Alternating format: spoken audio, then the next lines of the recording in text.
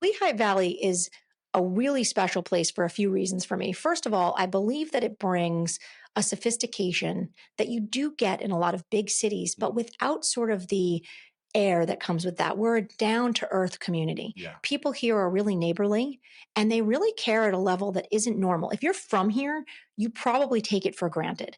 But when you travel to other communities around the country and you compare places like the other United Ways around the country, you just don't find the same thing. So there is a nature here that I believe everyone wants to group together and give their time and their talent and their treasure to lift this community up.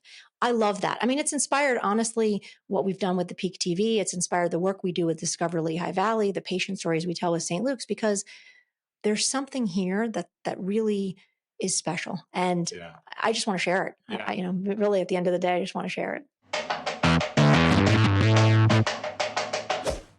Welcome to YMI Talking, a podcast where the guests are so good, you'll wonder why the host is even talking. In each episode, you will hear one of the leaders of the Lehigh Valley's vibrant business hub. They will tell you the keys to their success, the mistakes they've made, and what they have in store for the future. Here is the host of YMI Talking, from YMI Insurance, Jimmy Honachik. That is me. I am Jimmy Honachik, and I don't know that I've been more excited for an episode than this one. Ashley Russo, I don't feel like I have to give you an intro, but I'm going to give you a little intro. Thank you. ASR Media, FIG, the Peak TV. I could go on and on. Thank you so much for coming. I'm so excited to be here. It's great. And the studio is gorgeous. Amazing job. You would know, so that's a high compliment coming from you. Thank you. Let's talk about, where do you want to start? Let's see where you want to start. There's too many places for me to pick one.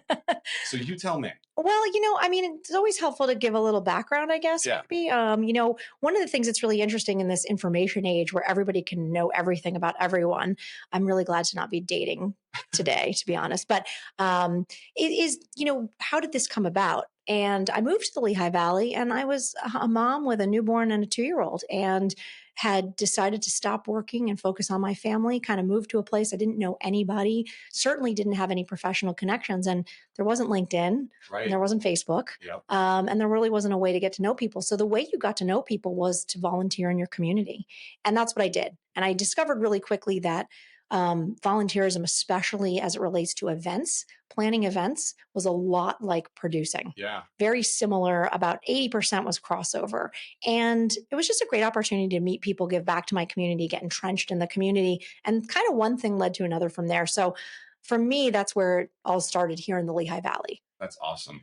And how did you get back into production? So you did the community service and you were working there. How did you then decide, you know what, I'm going to just start my own company? It really was not me deciding. I was doing some press releases and media announcements, which was much more popular in the early 2000s. Obviously, things have changed a lot with technology, but the only way you would get the news out to, the morning call or, FMZ or any of those places was to put a press release together.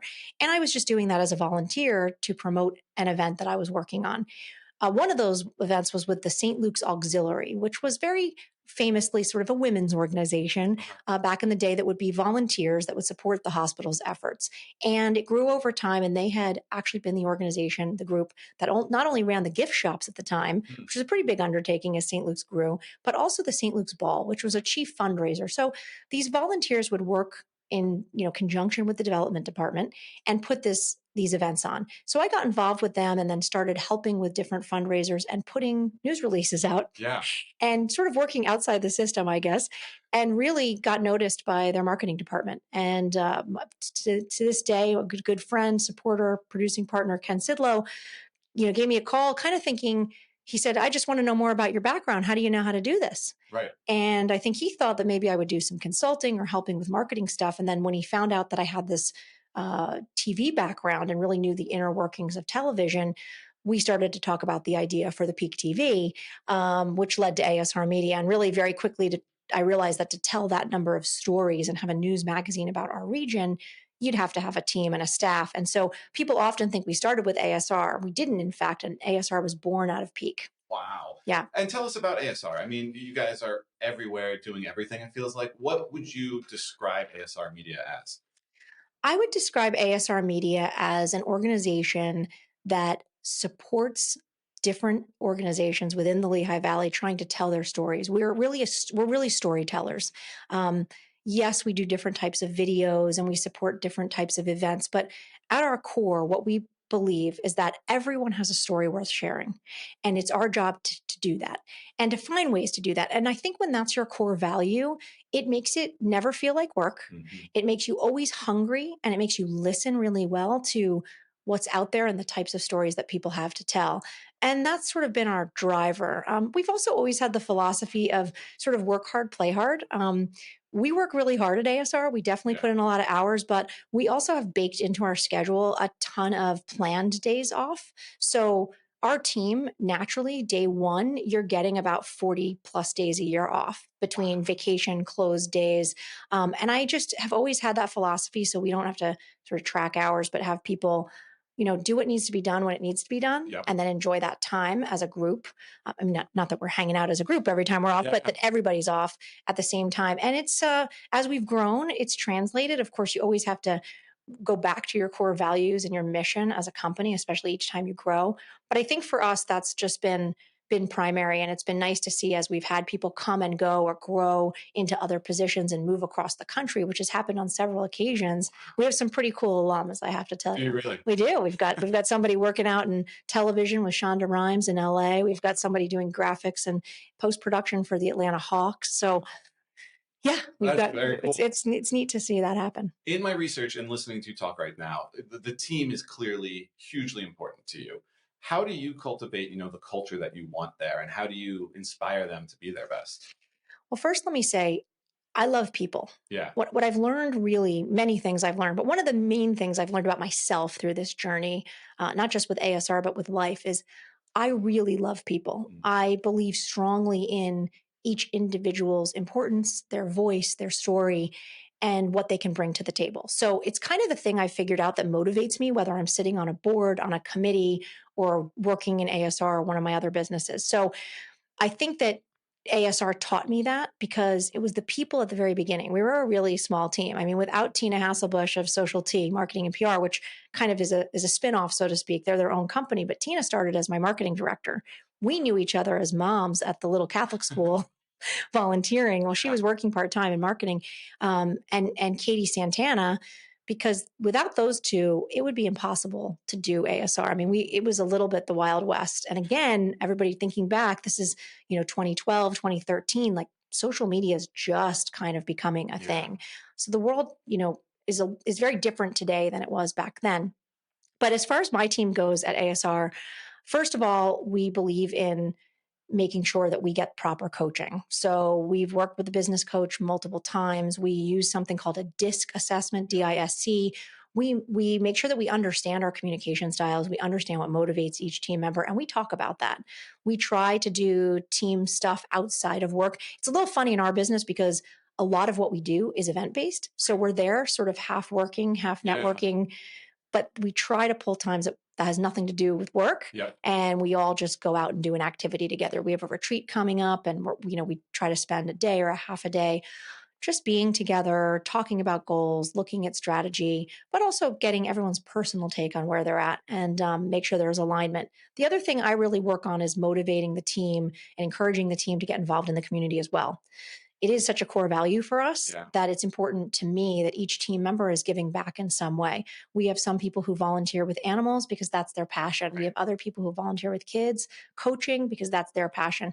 So it doesn't matter to me what it is as long as they're getting involved in doing something. And we always try to do something fun like the Volunteer Challenge, United Way's Day of Caring, things that get us out together as a team, but giving back at the same time. Where does that come from, that love of community and community involvement and that? I was lucky to grow up in a family that believed that giving back and volunteerism was really important. I lived at the end of a street. I lived on a street that at the end was a little nursing home with about 30 beds. And I started volunteering there a couple days a week after school in middle school, helping prepare dinner, which was like something at like 4:30. Right. I prefer dinner. Yeah, right. Yeah. Right. So I would help prepare and serve the dinner. And then I would sit and just talk to the older people. And I think back to that, and here I was probably 13 or 14. But what was interesting to me is I knew somewhere in my being that these older people had stories to tell me, right? So kind of all reverted back to that. I was a chatty kid. I think my Doesn't parents, surprise me. I think my parents were happy to have a place where other people could talk to me for a few hours. And so it started with something like that. We were served on volunteer committees as kids. We would go to a dinner or a gala, and we'd be the ones selling the raffle tickets, walking around the room. I've had my kids do the same thing. I think it teaches a lot of professional skills that people don't realize they're getting, which is looking someone in the eye and speaking to them and thanking them. And so there's a lot you can gain from your volunteerism. In fact, my adult volunteerism has taught me more about business and the finance side than anything else, because I didn't study it in school, right? I wasn't an accounting major. I wasn't a finance major. I wish I'd taken a few more business classes.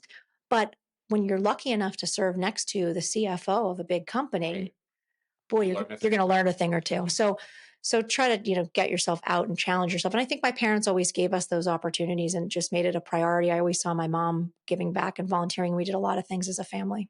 There's two paths I want to go down, and I'm trying to figure out which one to go. Okay. So family is a huge theme for you, it seems like, and balancing that and being able to run a business successfully. Let's go that way.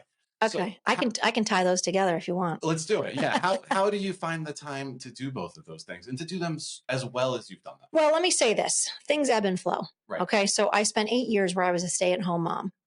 It was really important. My husband is a physician. We had kids while he was a resident. Lots of people don't do that because they work a lot of hours. They worked a whole lot more hours 25 years ago. Right.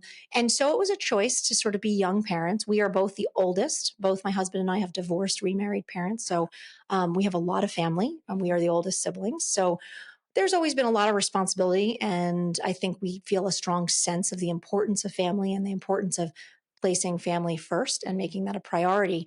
And that gets complicated when you build your own family and then you get, professional lives rolled in there. So, for my husband and I, there's been a little bit of baton passing, right? So sort of when he was studying for, his boards and he was doing his residency in the beginning, I was running my first little consulting company called Ashley Russo Productions.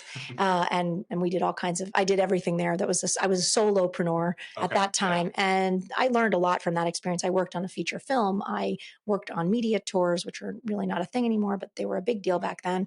I wrote scripts, all kinds of stuff. And so it was a conscious choice and decision. We were moving to Pennsylvania. I didn't have professional connections. I certainly wasn't willing, for me personally, to do that kind of commute to New York or Philly. So I kind of took a break, although of course anyone out there who has children knows it's far from a break. It's the hardest job I've ever done. Going back to work is easy. Yeah.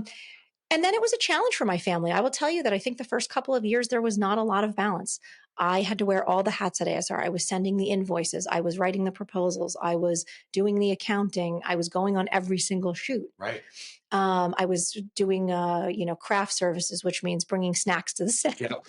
I was doing decor, all that kind of thing. So at the time, there wasn't a lot of balance. There was a lot of running around and trying to be good at everything. I think some weeks I failed the business. I think some weeks I failed my family. Yeah. And then it took a little time to get balance. And really, truly what it meant was asking for help. It was saying, I need help. So I hired a young woman who was in nursing school, and she worked for us 10 hours a week. And it was just enough to help me from, say, 3 to 5. Yeah. Kind of doing the drive around and helping the kids. And I'd be home in time to be able to make dinner and help with homework and bedtime and everything else. But it was getting some help that started that path. And then 5+ years ago, I took over my family's business, which I'm third generation. Wow. Let's talk about mixing family and business. Yeah. And I hired a full-time assistant. I had dabbled in part-time help here and there, and it just became obvious that the only way to manage my time was to have somebody help me do it, which is hard. As somebody who kind of likes to do it all, I still book all my own trips and travel, and business or personal. But bringing someone in who can help with the load has helped. And then there has to be elevation within your businesses. At some point, I think putting in the time and the concerted effort to really train up both your family and your team pays off, because as moms in particular, not to discount, there are lots of amazing dads out there, but I think we often feel the burden of responsibility to do it all, and we have trouble asking for help. And we also think people are going to miraculously read our minds, right? We think we're going to miraculously have the dishwasher emptied.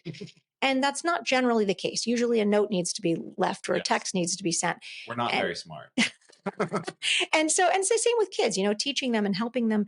It's often easier to do it yourself. Mhm. That's also true in business. So I think as I started to evolve as a manager and a leader professionally, I tried to start to use that at home personally to work with my family and to ask for help and to be vulnerable. And what I found is as my kids became teenagers, they respected me a whole lot more when I was vulnerable and open and didn't know all the answers and asked for help than when I was just dictating, Yeah. get this done, and here's the list. I still struggle with that, but it is a thing I actively work on. And I think it's changed my business for the better as well. I love that. So I ask, a lot of people that same question: how do you balance the two? And usually, it's you just make it work. But that being vulnerable and saying, look, I wasn't necessarily good at either one for a while, and I had to figure it out and be honest and communicative. I think that's really powerful. So, The time management's a key too. mhm, For me, certain things go in first. So I think for people who struggle to get a lot done, take a look at how you use your time. First of all, get rid of the mindless scrolling. right, We all do it, but it's just a time suck. And then put the things in that matter. So we talk about family. We put in the big family occasions and day trips, or we have a lot of family in Jersey. I have family all over the country. That goes in the calendar basically after I put in workouts and time with my immediate family, right? So a right, family dinner, a date night, things with my husband, my workouts in the morning, those go in the calendar first. Big family stuff goes in next. And then work starts to fit in around that. yeah, Now, not everybody has the same luxury I do. I do think that I have a built in and baked in a lot of flexibility. The downside of that is you're always working, right, but you're kind of have the flexibility to not be working when you don't want to. I certainly wake up in the middle of the night, a lot less now, but I woke up a lot in the middle of the night thinking about things related to business. oh yeah, Anything related to people that is out of alignment will always keep me up. People are really important to me. yeah, When I find out something's out of alignment with someone, whether that's personally or professionally, it really eats at me, mhm, and I really look for resolution. yeah. When you delegate, you're not going to get, the exact result that you're looking for. And a quote that I read of yours that really stuck with me was like, "What's the most challenging thing for you?" And you had said, "Most challenging for you is finding that balance between your vision and reality." How do you do that? That's something as a business owner I've struggled with too. Is like I want to be here, but we're here. Like, how do you, bring those two together? I think when you're the business owner, often the vision is clearer to you because you started because you had a vision. Right. And so creating the path from reality to where you want to go and that vision is the hard part. That's where the real work comes in. And I think when we're delegating, often we think if we just say it, they'll do it. Right.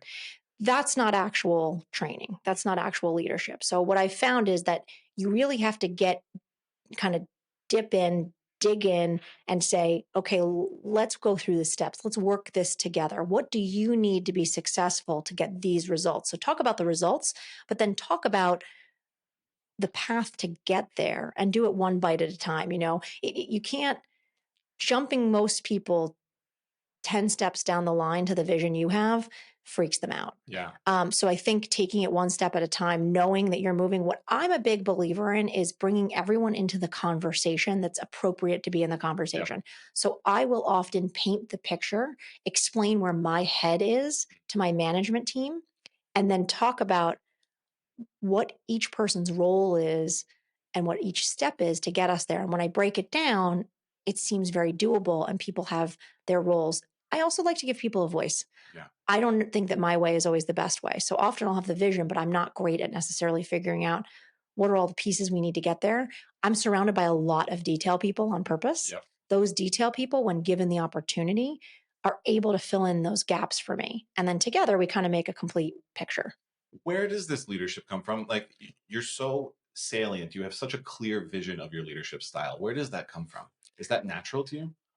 Boy, I don't know. I do think it's natural. I think I'm pretty teachable. My stepmother, who's been in my life for 40 years, said to me once, I have strong convictions, Mhm. but I'm teachable. So I try to remain that way. I think I'm just open minded. I'm curious. I was a really curious kid. Yeah. Um, I was that kid that asked in the back of this car, when are we going to get there? And what does Yes. that sign mean? And what is it? My poor mother, she's such a saint. And so I think that just remaining that mentality of the vision part, I think is kind of just in me. I don't know that anything, I think I've always had, I just found a way to channel it. Yeah. I was going to say, lots of people have visions, right? Yeah. They have these big dreams, but not everyone can execute it on in the same way that you have. It's a lot of work. I mean, at the Yeah. end of the day, it's funny. My husband and I were just talking about this. A lot of people have great ideas, Right. but the execution of it, I mean, just the paperwork alone, right? Yeah. You had to set up the LLC or the 501c3 and get it, whatever, there's a million steps. Yeah. And then you have to keep it going. Right. And then it gets bigger and you've got to keep it going at a bigger level because now you've got a lot of people that are relying on a paycheck and are feeding our economy, locally and all that stuff. So I think that's one of the things I feel a sense of pride around. I feel a huge sense of responsibility, Right. but I do feel a sense of pride that by building a business, you're also building our community. Yeah. And I think that's really important. Well, let's talk about two things you hit on there: community and our local economy. I feel like you are best seated of lots of people to talk about that. I mean, with what you do, you're there with St. Luke's, you're there with a lot of the institutions, and you serve on lots of boards. What is it about the Lehigh Valley? What about the Lehigh Valley makes it so unique and such a great place? So the Lehigh Valley is a really special place for a few reasons for me. First of all, I believe that it brings a sophistication that you do get in a lot of big cities, but without sort of the air that comes with that. We're a down to earth community. Yeah. People here are really neighborly and they really care at a level that isn't normal. If you're from here, you probably take it for granted. But when you travel to other communities around the country and you compare places like the other United Ways around the country, you just don't find the same thing. So there is a nature here that I believe everyone wants to group together and give their time and their talent and their treasure to lift this community up. I love that. I mean, it's inspired, honestly, what we've done with the Peak TV. It's inspired the work we do with Discover Lehigh Valley, the patient stories we tell with St. Luke's, because there's something here that really is special. And I just want to share it. Yeah. Really at the end of the day, I just want to share it. Yeah. And the love of telling stories and people's stories, where does that come from you? I mean, how long have you been doing that? Talk to me, I guess, post-college and sort of your career there. Well, it's probably comes from before that, if you don't mind me going back. But again, I like people. I like being involved. I like learning. And I'm just curious. So definitely worked on the high school newspaper. I had a column called Ask Ashley. Nice. And it was an all girls school. So you can imagine the questions weren't that salient. But anyway, I just have always been curious and the person who could talk to the adults and, and the other kids and sort of find out what made them tick. And then when I got into college and I got into journalism, my first day at the radio station at WNYU 89.1 FM was OJ's verdict. And they sent me out with a tape recorder and a microphone and said, go get MOS, man on the street reactions that we would use in the news that night. So it was like, talk about getting thrown right in. That's what I was thinking. Yeah. Yeah. And it was the first time I got to see sort of just what a random person would think about a major national story. And I realized that all of that was very much influenced by their own background, their own perspective. And we all look through a different lens. And if we can share those viewpoints and sort of try to understand where people are coming from, and boy, is that more relevant in the world today than ever before. It's okay to disagree, but can we do it respectfully? Because we're looking at the lens that you can disagree, but let's have respect for the lens they're looking from. That day taught me so much. And then I was really lucky to go on and work, at Today Show and help tell those stories. And I learned everything from how to prep a food segment to a fitness segment to breaking news.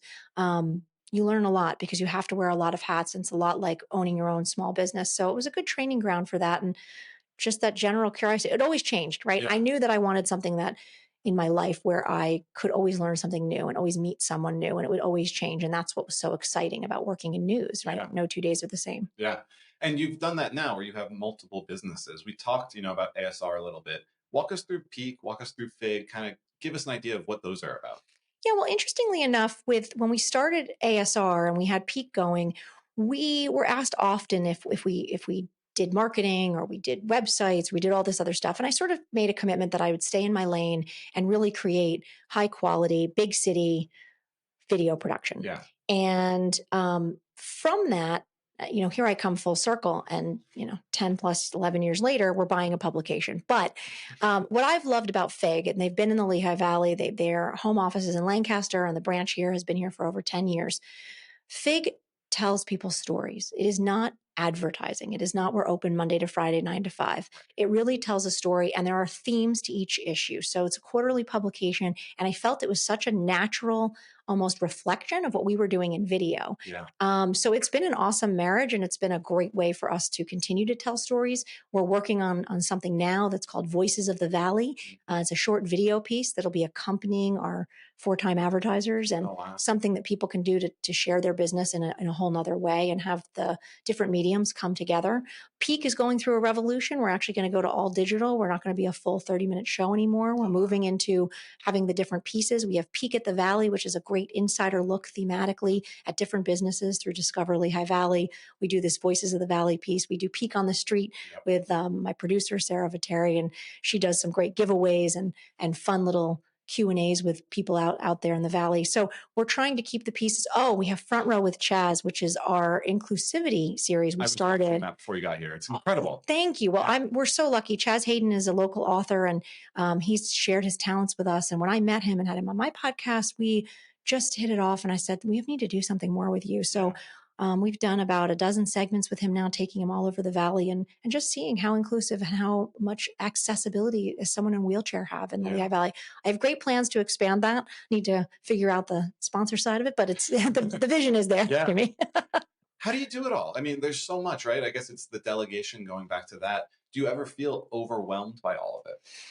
I do. Yeah. I absolutely do. Certain things really overwhelm me. I think the finance piece, the money piece, always overwhelms me. I think you always worry. I don't care how big the company gets. You always worry about things like having enough money for payroll and, investing in people properly and expanding your business properly. So that's kind of always in the back of my mind. I feel like I'm the steward of that. And at the end of the day, it's the team. Yeah. My team at ASR Media, we just named a new president. Katie Santana has been with me from day one. She's now the president of ASR Media, and Abby Muchler has been an editor with me for almost 10 years. She is now the vice president of post-production. And then Stephanie Metler has been a producer for 6 years. She's now the VP of production. So we've built a nice little org chart with some real responsibility, and everyone is taking that seriously and embracing their new roles and the opportunity. But again, it is about creating opportunity. Business owners and people who are visionary people who have a great idea often hold on way too tight to all the pieces. And you often say they're not going to do it the way I did it, or as well as I did it, or any of those things. That's a lie we tell ourselves. Yeah. And if that's the case, if that's been your experience, my guess is that you might not have taken the time and the effort to train that person. So I always say to my team, if there's an issue, look up. Look up. I love that. So if there's an issue with your team, look up to their manager, then to the manager above them, then to you, then to me. Yeah. And you'll usually find, if you're willing to be open to it, that there is some piece that maybe wasn't properly explained or instilled, that maybe you thought in your head you gave all the pieces, but you actually gave steps 1 to 4, then 7, 8, then. Yeah. So I'm big on process. I'm big on creating process that people can follow for this plain reason that it should be something replicatable that people can, and then you can teach the finer points. If you're worrying about process, the stuff that's the soft skills, and that comes in a lot, especially in producing and that relationship with people, whether that's building business with a client, being in an actual interview. We do a lot of things that are sensitive topics. Right. I can't write that on paper, right? I have to coach that. Yeah. But you can only coach that if the process is written. So I think if there's an issue, look up. Yeah. Those are words to live by. That's really great. Do you have time to travel to do, to get out? I do. Do you? I do. And I have to tell you, my husband and I, when we became empty nesters, we have 2 kids in college, Nolan and Renna, and we decided that we would really like to spend more time traveling. Yeah. And I'm fortunate that, again, I have that flexibility. But again, we've had to make the effort. We've sort of had to say, this is really important, and put the travel in, and then work everything around it. So yeah, we travel quite a bit. And I travel naturally to Texas for my family business. I spend time down there at least once a month. So we try to bake things in around it wherever we can. We love to travel. And I think partly it's just I like to meet people from other parts of the world and learn more about their culture and their food and their customs. And there's so much to learn from history. Do you have a favorite story that you've told? A favorite story that I've told? I know I should have prompted you on Okay. that, but Do you want it to be work related or? I don't care. Okay. Yeah. Okay. I have a very funny family story that we enjoy telling. Let me hear it. So my kids were about 15 months and 3. Yeah. And my daughter was having trouble going to sleep, and she said that she was really hungry. And so we brought her down to the kitchen and we put her in the high chair. Mhm. And this is late for kids. It was probably 8:45, 9 o'clock at night. And so if my son hears us and he puts on his tiny little bathrobe, okay, so you can imagine his cute little 3-year-old, he gets out of his bed, puts on his bathrobe, ties it up, comes to the kitchen, and he says, I can figure out what she wants. I know I'll fit. So she kept saying, I want goose lumps, goose lumps. And we're like, goose lumps, what could this possibly be? And my son, he was a very funny little kid. He's pacing the kitchen floor in front of her high chair. Yeah. And he's like, he looks at us and he puts his hand in the air. He's, I've got it. She wants couscous. So in our family, couscous is always goose lumps. I love that. Well, I am really upset because we're basically out of time. I got 2 things to do still. So Okay. one of our sponsors, or our sponsor, is Hocus Pocus Cleaning Services. They're incredible. I don't know if you know Rose Salvaggio, but she's awesome, and you should definitely get in touch with her. Sounds like someone I need to know. Yeah, they do residential and they also do, commercial cleaning. Fabulous. But if you could have any magical ability, what would it be? I think it would be time travel. You know what? That was mine. And it's a common theme. I think it's a really good one. So why did you choose time travel? Where would you go? When would you go? Boy, I mean, what your role in society would have really mattered, hundreds and thousands of years ago. But I think I would definitely go to ancient Egypt. I'd want to know about those pyramids and what was going on. The Egyptians were so advanced. We give the Romans a lot of credit, but the Egyptians really. I'm really curious about places I'm not familiar with. So like Asia and going back to Japan and learning about that culture. My husband and I are watching Shogun. Is it good? I've seen it, and it's great. It's a little violent, but it's great. But just learning about different cultures. I love Italy. I love Greece. Places like that. Yeah, so that's awesome. All right. Anything that we didn't hit that we should have hit that you want to talk about before we wrap it up here? No, just thank you so much for having me, and thanks to everyone for listening. And YMI. Thank you so much. I mean, this was incredible. I've learned a ton, and I really appreciate you coming on here, Ashley. My pleasure. Thank you so much, Jimmy. Thank you. Thanks for listening to another episode of the YMI Talking podcast. If you enjoyed this and want to hear more content from amazing personalities in the Valley, please subscribe, leave a rating, and drop us a quick review.